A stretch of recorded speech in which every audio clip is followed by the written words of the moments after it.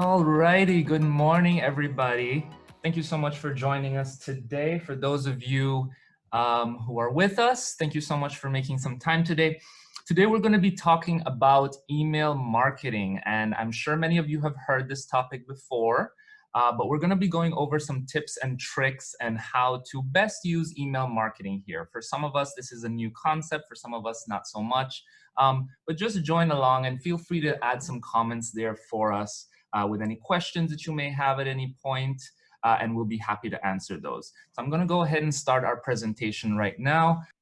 My name is Ivan Levy. I am the Sales and Marketing Manager for ECI Development, and I am joined today by my colleague and friend, Ali Rodriguez. Ali Rodriguez, why don't you go ahead and introduce yourself to everybody? Good morning, everybody.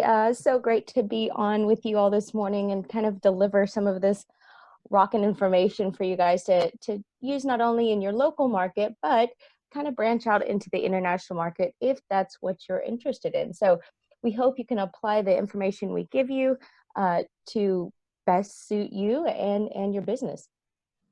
Thanks so much, Ali.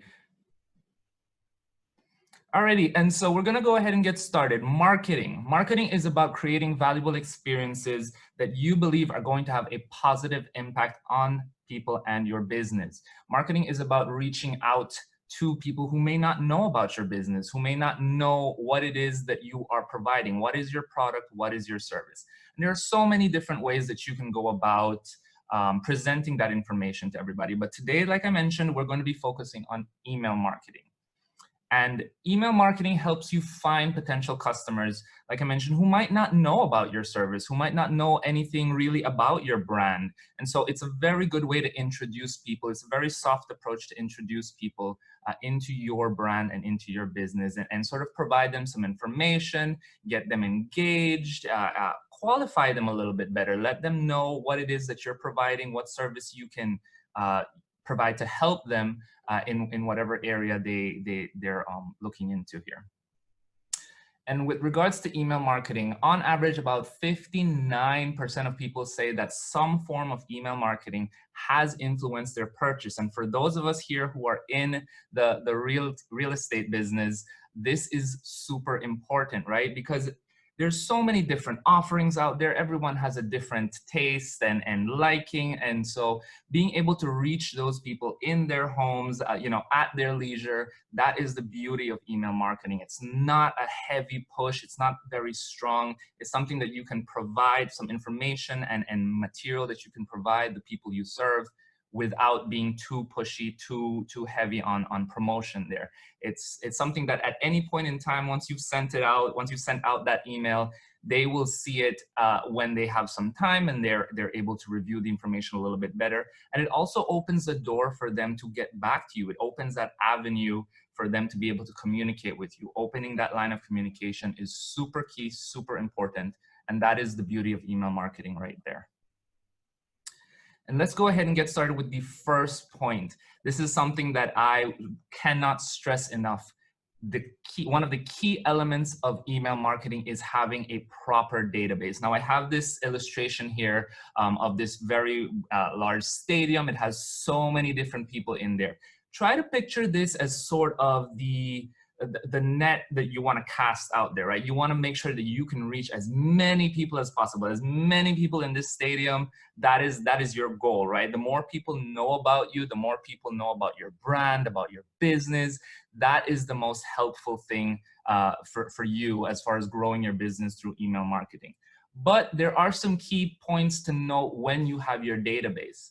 And so once you have been able to gather as many people as possible, well, actually, let's go first into that portion. Let's talk about how you can initiate reaching out to these people and building up your database.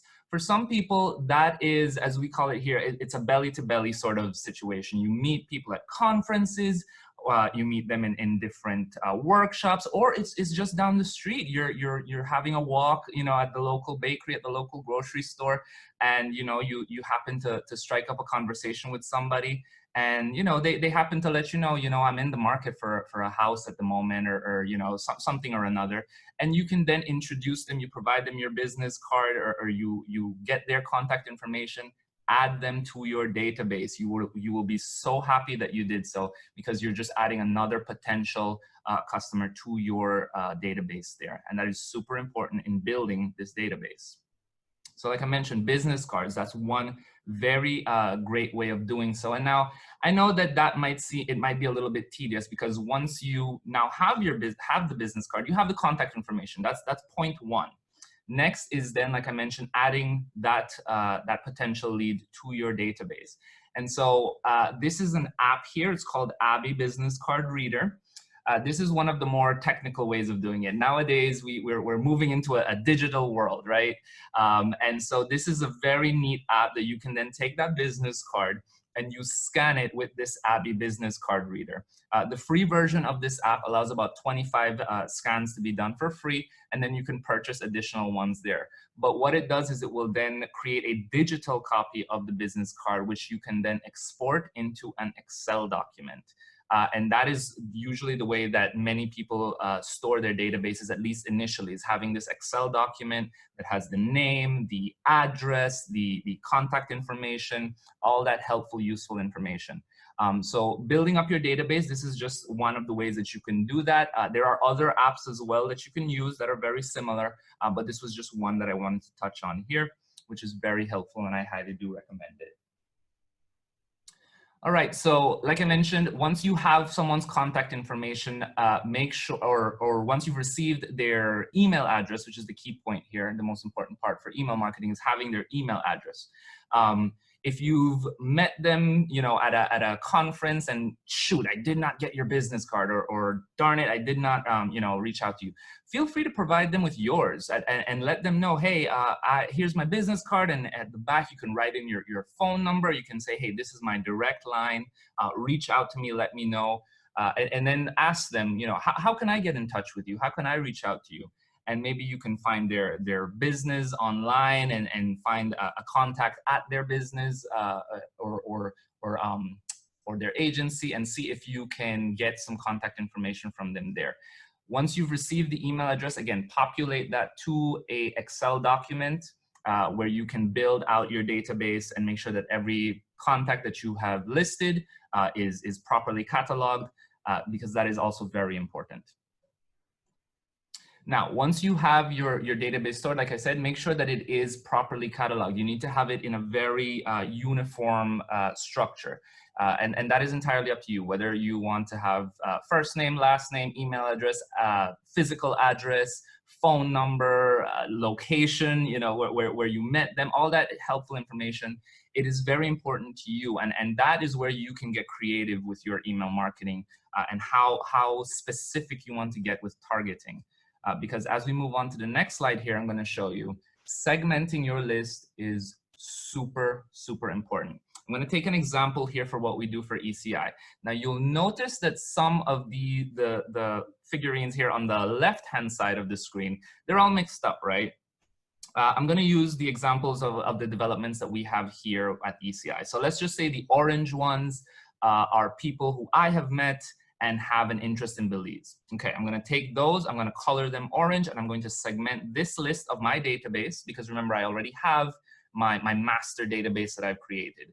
But now I need to segment that list, because I don't want to be sending information to anybody that doesn't want to hear that. If I met you at a conference about Belize, and you are there to learn about Belize, you are there to find about real estate investment opportunities in Belize, you might be interested in something in Nicaragua, but you didn't ask me for that.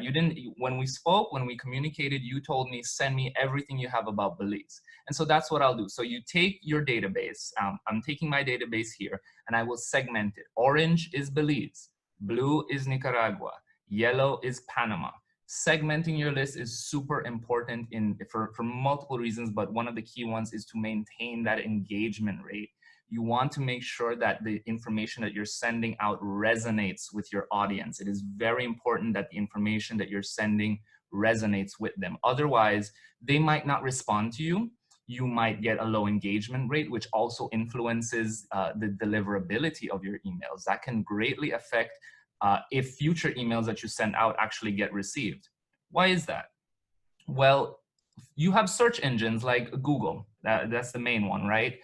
Google will be noticing what your engagement rate is. Now, if you're going to be sending out mass emails to everybody, like I said, if you just take your entire database and you send out every bit of information you have, whether people requested it or not, without segmenting your list, you might not have a high response rate. People aren't they're going to be like, what? Why am I getting this? I didn't request this. They might spam you. They might just delete your email. It might even affect your brand to the point where when they see, ECI development later on, they're going to refer to somebody else. And, if they're saying, hey, I saw this ad for ECI development and I think I might, talk to them about an investment opportunity in Belize. But if you've already received tons of emails, you might tell your friend, no, don't talk to ECI. They're just going to bombard you with a bunch of emails and it's not even what you need, right? So keep that in mind. Segmenting your list is extremely crucial here in making sure that the information that you provide to everybody is pertinent, relevant, and it resonates with them and it maintains that engagement rate. In this business, nothing beats word of mouth, right? So this is also a very important part. The information that you send out has to be of a proper quality. It has to be information that was requested. Now, once you've segmented your list, I'm going to be demonstrating here how to proceed with creating your email campaign on Mailchimp. And Mailchimp is a very, very, very user-friendly and it's very common platform. I'm sure many of you have heard of Mailchimp.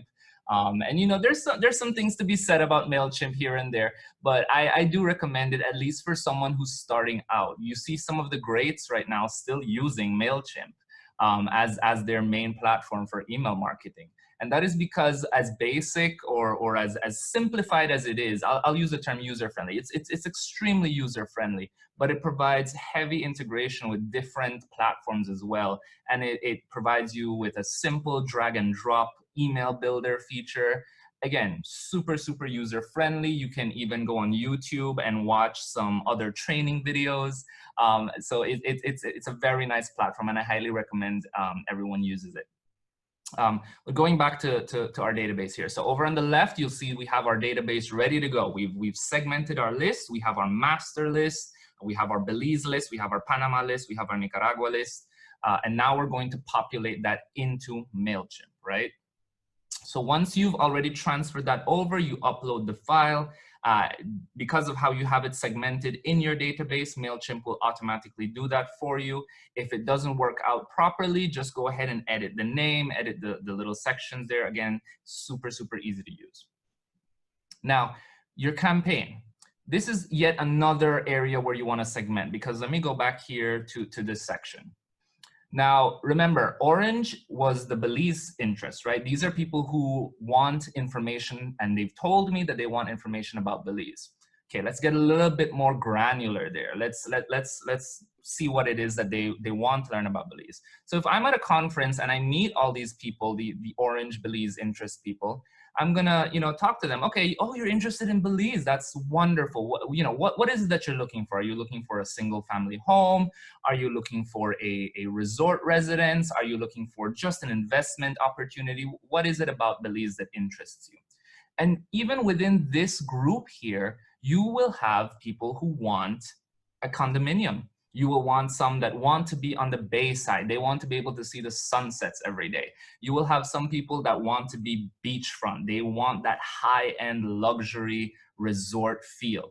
And then you're gonna have some that are just browsing. They're not entirely sure and they're just looking, right? So it is, again, important to further segment your list there. And so when I create my first campaign here, all right, we have a Belize interest list. And 2 people told me, you'll probably have more than 2, but using this example here for the people that I got, you'll have 2 people that are interested in something not high-end luxurious, maybe within less than the $200,000 range. And so what I'll say is, oh, great. I have the Grand Bayman Gardens property that is a newly inaugurated Best Western property. We have studio units that are starting at around $98,000. And I think that would be perfect for you. So let me create a campaign around the Best Western. And so that's what I'll do here. I'll create my campaign, label it as such, and I will send that only to the 2 people that requested that. Remember, they're still in that Belize interest, but we're getting very specific here and providing them with exactly the information that they requested from us. Then you're going to have maybe 3 or 4 more that are going to say, nope, I want something in the $400,000 and above range. I want high-end luxury. I want, you know, crown molding, granite counter, you know, the works. And so what I would say is, oh, perfect. We have the Marriott. The Marriott residences are perfect for you. And so what I'll do is I'll create a Marriott campaign, and I'm going to send that out to them through this. And again, very important to make sure that you are not only, you know, listening for just the generalized key terms, but you're also listening to the specifics that they want. You want to make sure, like I said, that your message is resonating with them heavily, as much as possible. Try to get as granular as you can with what you're providing them in your email campaigns. And so, yeah, like I mentioned, here is where you will segment the recipients list. You already had that Belize list created. You can then segment it even further and say, oh, I remember Jane told me that she wanted this specific information about the Best Western, and Todd told me that he wants the information about the Marriott. And then Bill, well, he wasn't entirely sure. So what I'm going to do is I'll just create a short informational piece letting him know what properties and residences are available in Belize, right? And so you can get very granular with that and very specific. It'll only help you if you can provide them with very specific information. And another point here that I'm just thinking about, if you, something about email marketing that, you know, some people, you know, it has a negative rap there. And why is that? Because email marketing just seems a little impersonal, right? It's, oh, they sent that to just everybody. They sent that to a mass list.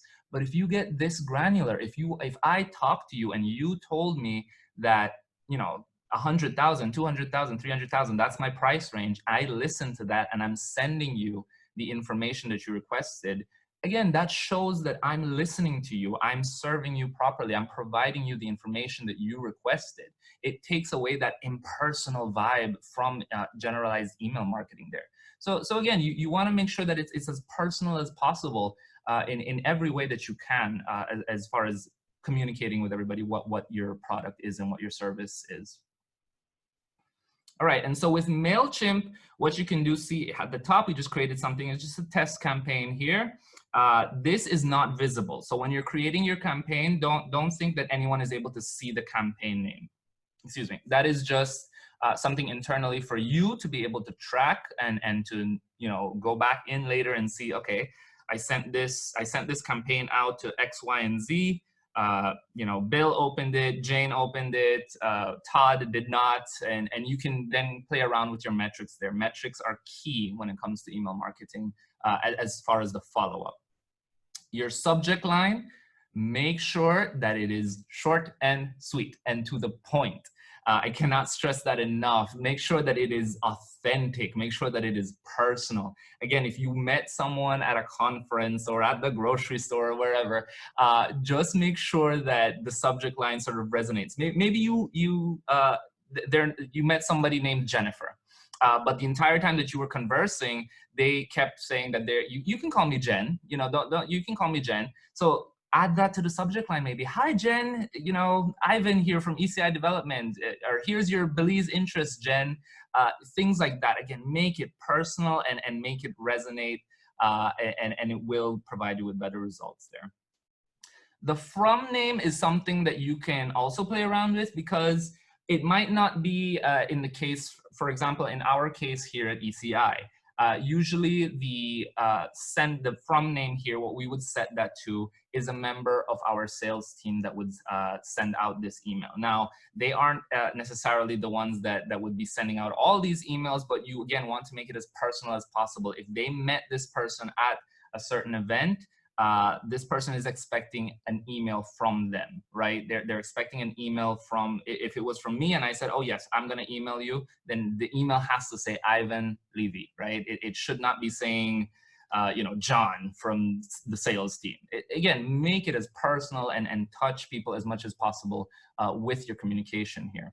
And then same thing with the from email address. If you operate a very high volume of emails, you can also have this, the response go to a generalized email inbox. And again, it doesn't take away from the personalization if you do that. It's just making sure that the workflow, it's much more streamlined. Alrighty, and now it's time to design your email. And like I said, Mailchimp is a very easy, user-friendly platform to use. It has a lot of templates on there that you can just, it's already built out for you. You just change the color, you just change the font, you change the communication there. And so this is an example of a drag and drop box. Usually on the right, you'll have different options if you want to add an image, a call out, 2 different columns.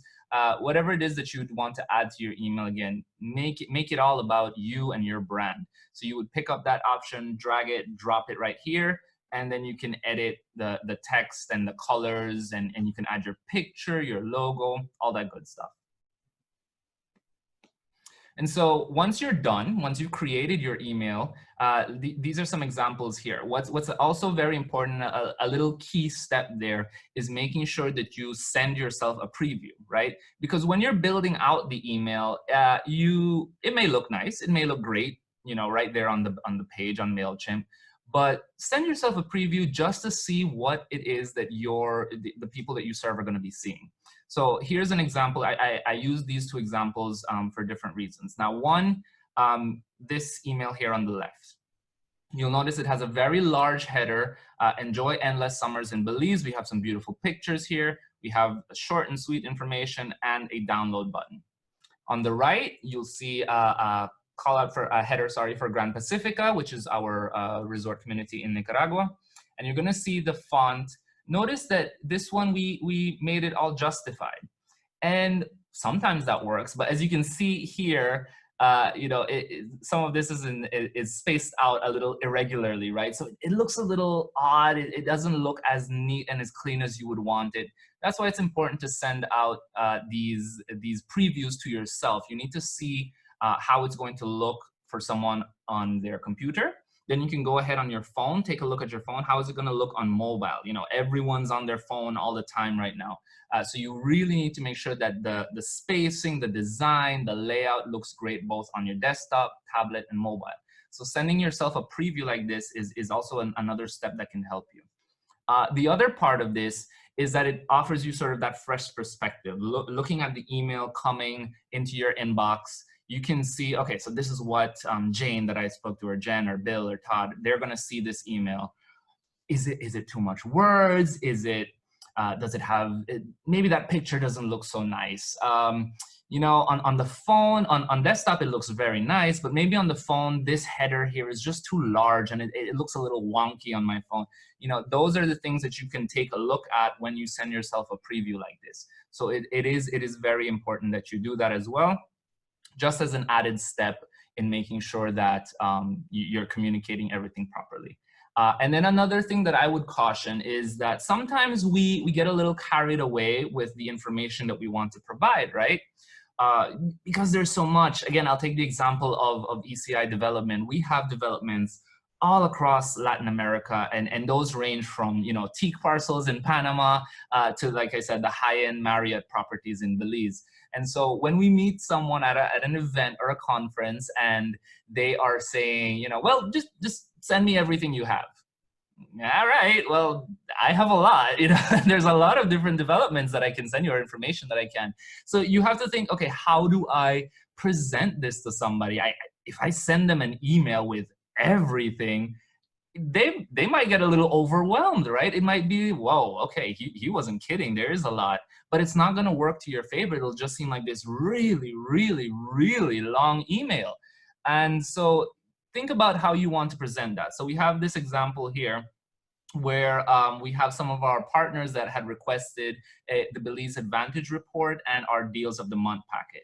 Now, notice we created a download button that links to a landing page or a series of landing pages. That is a very effective way of making sure that you're not overwhelming your audience. You don't want to have all that information here on this email. You want to make sure that the email is short, sweet, direct to the point, engaging, communicative, but not overwhelming. Another thing that we have been trying as of late, and it works very well, so I would highly recommend that, is get dynamic with some videos. what we've been doing recently is adding in videos to our email campaigns, and they're working super, super well. So again, it adds that extra element of personalization, right? If you see a video from me, I spoke to you at this event, and you see a video from me inviting you to join me on this, and on this webinar, or letting you know, hey Jen, it was nice meeting you, over at this event. Here's some of the information that you requested. Let me know if you need anything else. And you can provide so much more information in a 1-minute video than you could in a 1,000-page or 1,000-word email, right? So those are things that you can play around with, try to get as engaging, as personal as you can, but try not to overwhelm your audience. That is a very important part there. And presto, your email is ready to go. So now that you've already done the previews, you've segmented your list, you have all the information, right? You've tested out how it looks on mobile and on desktop. Your email is ready to go. You're happy with the design. You're happy with the message that you're communicating there. It's ready to be sent. And all you have to do from there on is just press send and let the marketing do the work for you, right? Now, Mailchimp and other email platforms, they do provide you with a lot of metrics. And like I mentioned, that is another key element to keep in mind. Because perhaps, let me go back to this slide. Perhaps I thought that this picture of a pina colada on the beach and this boat, by the water, and this nice pool shot of Grand Pacifica, to me, that's beautiful. To me, that is the essence of the product that I am providing. I love these pictures and they resonate with me. But when I sent that email out, I got maybe 2% response, maybe, a couple people opened it, maybe no one responded. So you need to keep an eye out on what it is that is resonating with everybody. Maybe you liked it, but it's not about what you like. We are here to serve people. We are here to provide them with a service or a product. And so keeping all of that in mind is key. And the metrics give you great insights for that. You can tell if someone clicked on the picture, if they clicked on the link, which link they clicked on, how long they spent reading your email. Did they just skim past it, or did they read at least half of your email? How many times did they open the email? Did they forward the email? All these are very, very, very helpful insights that can help you further segment your lists, right? So again, going back to the start, I went to this conference. I met people with interests of Panama, Belize, and Nicaragua. Then I met people that had an interest in Belize for the Best Western and Belize for Marriott.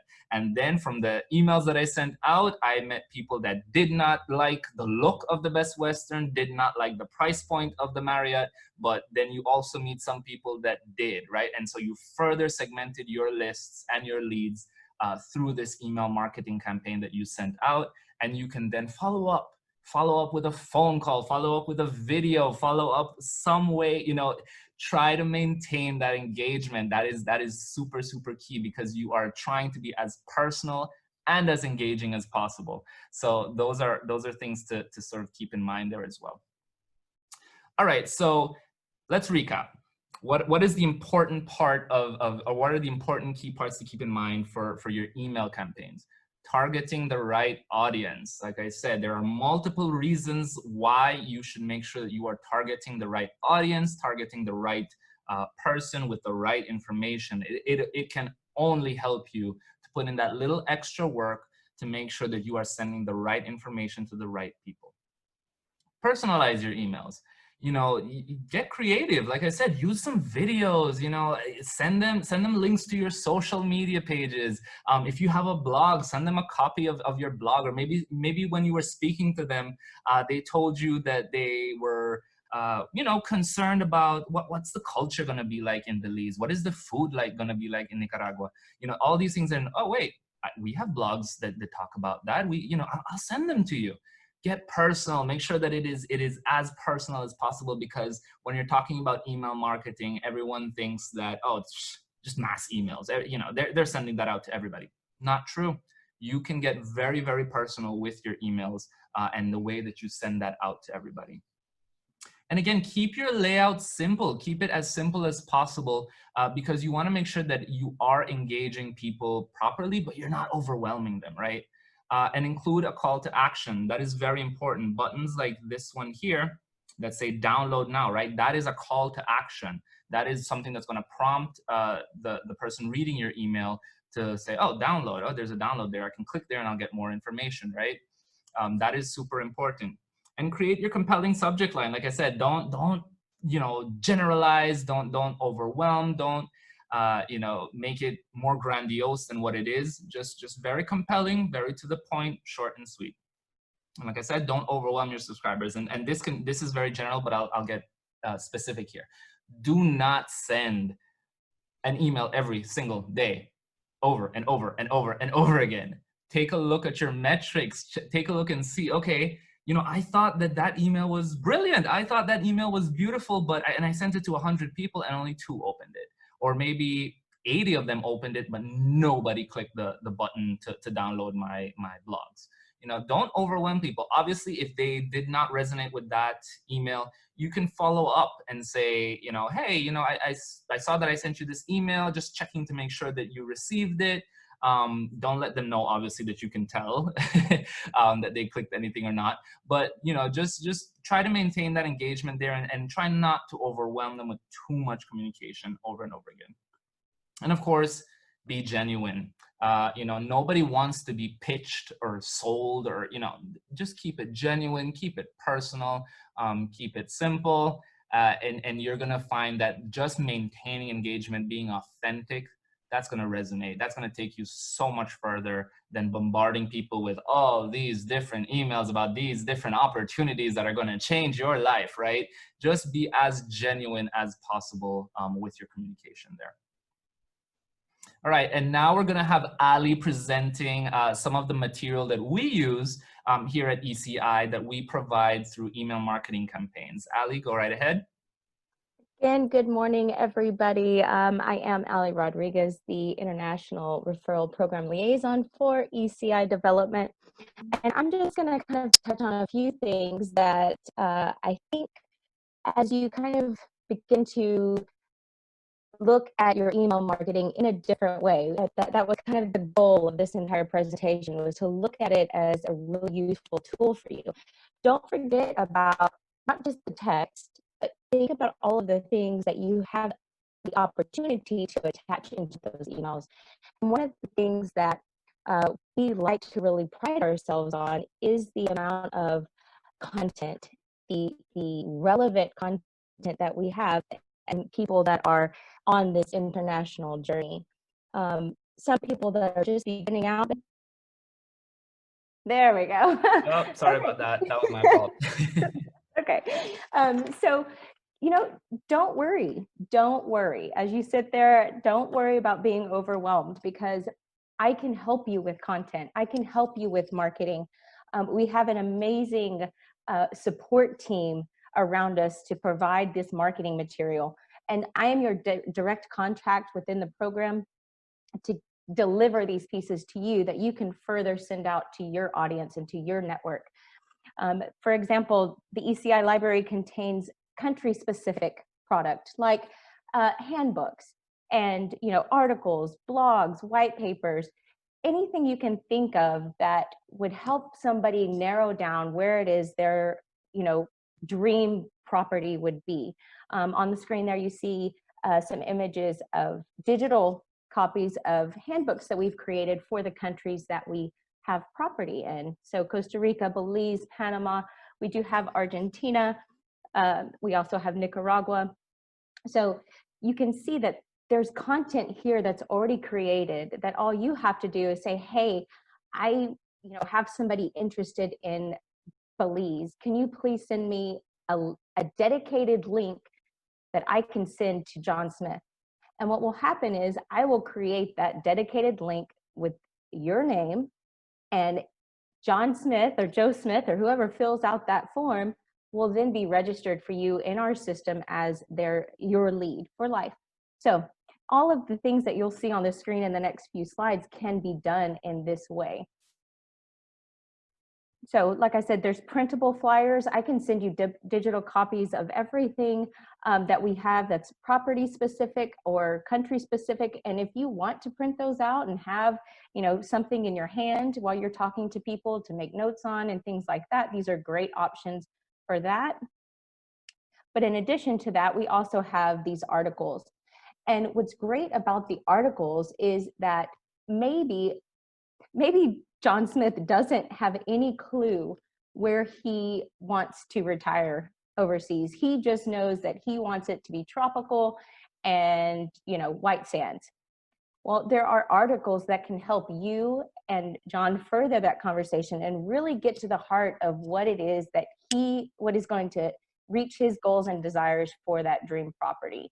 And in the end, what that does is it creates this great aura of trust to John and to you, and hopefully lead to more referrals your way because you really took the time to listen to what he wanted and needed and then delivered a property that worked for him.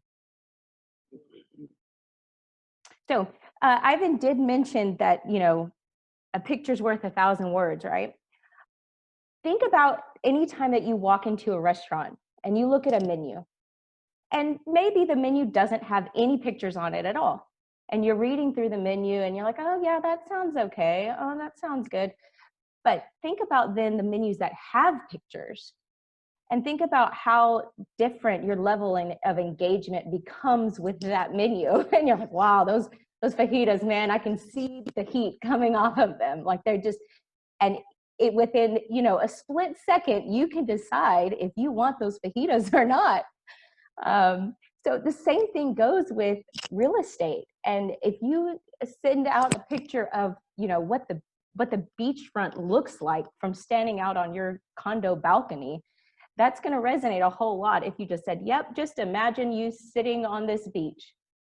So using this imagery and using pictures to really stir an emotion within somebody helps to kind of further along that conversation.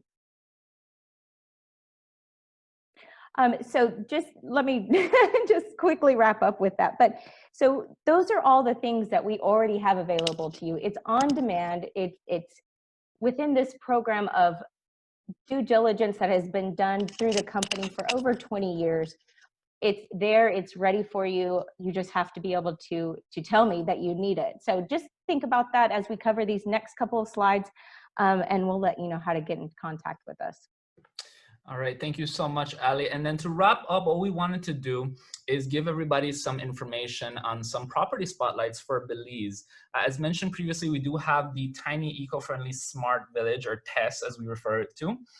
And this development is going to be on the west side of Ski on the bay side. You have some renderings here on a floor plan that you can take a look at. And so we just wanted to give everybody some information about this. The homes here are all going to be smart homes, solar powered.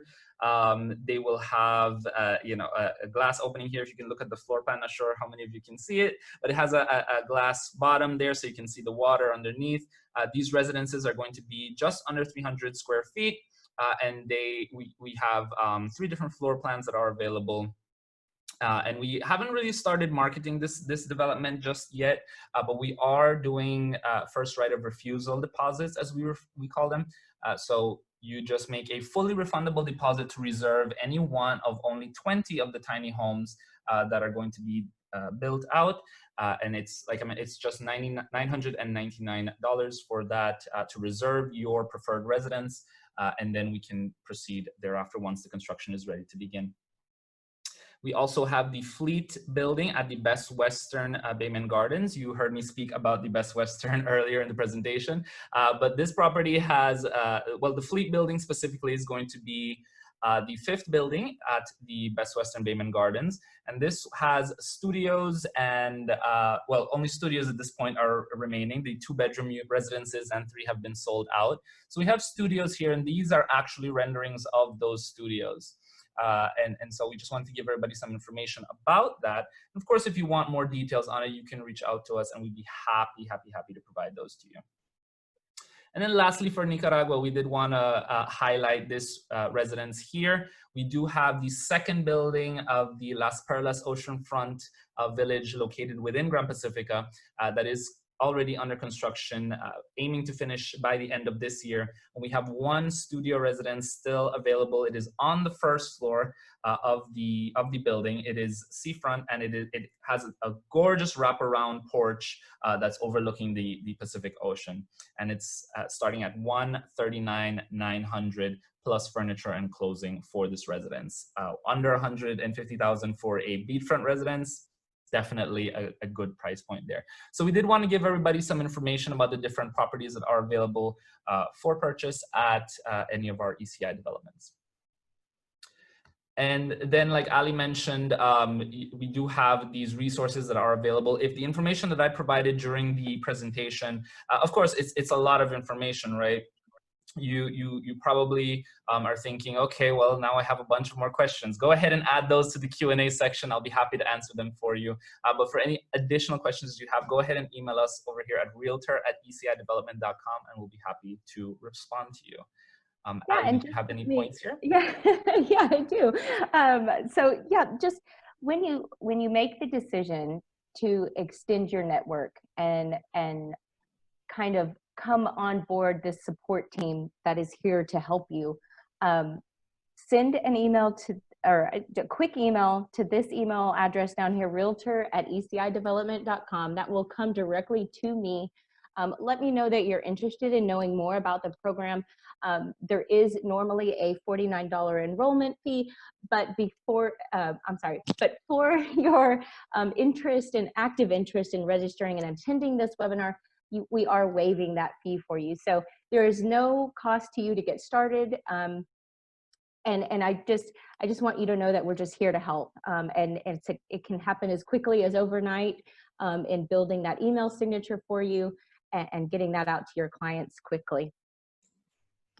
Right. Like Ali mentioned, you know, it is a lot of information that we are providing. There is a lot of content that we are ready to provide. And so if it does seem a little overwhelming to start off on your email marketing journey just yet, we're happy to help you with that and give you a jump start, just so you can start having all that information ready to send out to the people you serve.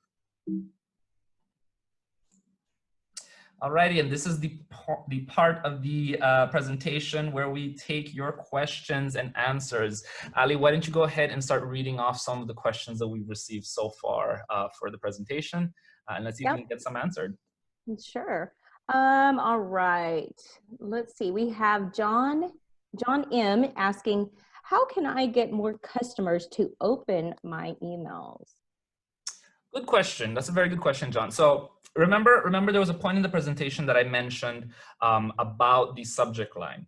And I think that is something that you should focus on primarily for getting open rates, right? If your measurement there is for opening the email, subject line is your focal point.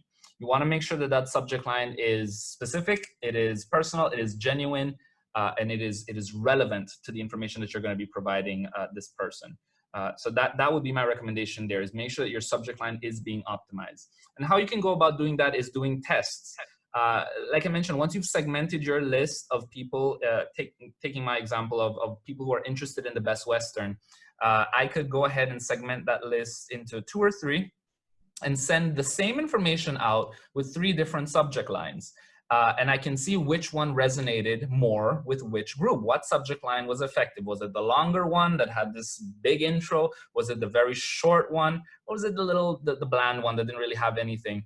You know, you can do those kinds of tests and see how your emails or how the people that are reading your emails respond in terms of the open rate, in terms of the engagement rate, and so forth. So all of that to say, John, to answer your question, just make sure the subject line is as optimized as possible. Awesome, thank you. Another one here from Marie F. How can I make my emails look better? The content, like I said, the imagery, the content has to be, you know, very, very nice. And when I say that, I mean, it has to be what it is that people are looking for. to use an example that I think all of us are very much aware. I'm from the generation of millennials, and we enjoy looking at pictures of other millennials living great lives on the beach, on a yacht, enjoying their times in all these exotic foreign places. And so having imagery of that would resonate with the average millennial. Having pictures of other people within my age range would resonate with people of my generation. Now, if you're looking at people who are retiring or are looking to invest in a retirement home, you're not going to send them pictures of 20 and 30 somethings, enjoying their time on the beach. You're going to send them pictures of what the lifestyle is like for someone retiring in Belize, in Nicaragua, or in Costa Rica. You're going to send them content that resonates with them and is engaging and relevant to them. That's what I mean about making sure that the content is good. And so that makes your emails look better just right off the bat. Having imagery, beautiful imagery that works, having videos that are relevant and are engaging and also provide a lot of information works. And then positioning everything very nicely. Make sure you're making use of that white space in between each section. That's also very important for readability. You don't want to make everything just be smushed together. Make sure you have enough white space between all your different sections of the email itself. And yeah, just play around with the content in the same way that I mentioned about the testing of your subject line. You can play around with the body of the email itself. Maybe try out 2 or 3 column sections where you can have three images with 3 buttons right next to each other. Maybe just have one long email with a button way at the end. Play around with the layout and the content. And see which one resonates a little bit more with your audience. Remember, you might like the layout or what you're seeing, what you created, but you're not the customer, right? The customer is the one that's going to be making that decision if the email you sent out is good. So make sure you're paying attention to how they're responding to your emails, and that will determine if your email looks good or not. Great. Okay. So couple more questions here. James, how can I build trust with clients?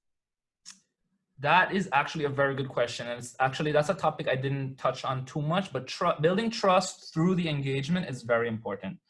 One of the things that you could do is making sure that you're including all of your sender details in the footer of the email. So at the bottom of the email, there should always be a footer that would say, for example, for us, it would say ECI development, Key Bank building, office number 1. It'll have the street address. It'll have our phone number, our website, and of course the unsubscribe button way at the bottom. It doesn't need to be prominent. It doesn't need to be all out there, but that automatically shows the reader that you are a legitimate business, and if they need to reach out to you, contact you, find out more information about you, they can. It's right there at the bottom of the email. The other one is, I guess you could also try to encourage feedback, like Ali showed in one of the slides. Let me go back to it here. Let me see if I can find it. Yeah, this one here on the email signature. So one thing that you can do, and we've actually seen this from a lot of our partners, is why this works is because it has a little section here that says contact me. Trying to receive some sort of a response or engagement or making people, being able to reach out to you, that's very important to build up that trust. They know that, okay, if I need to send Ali or Ivan an email, I just go to their signature, click this button, and I can respond to them that way. Or from that same email campaign that you send out, there's a button at the end of it where I can just easily reach out to you.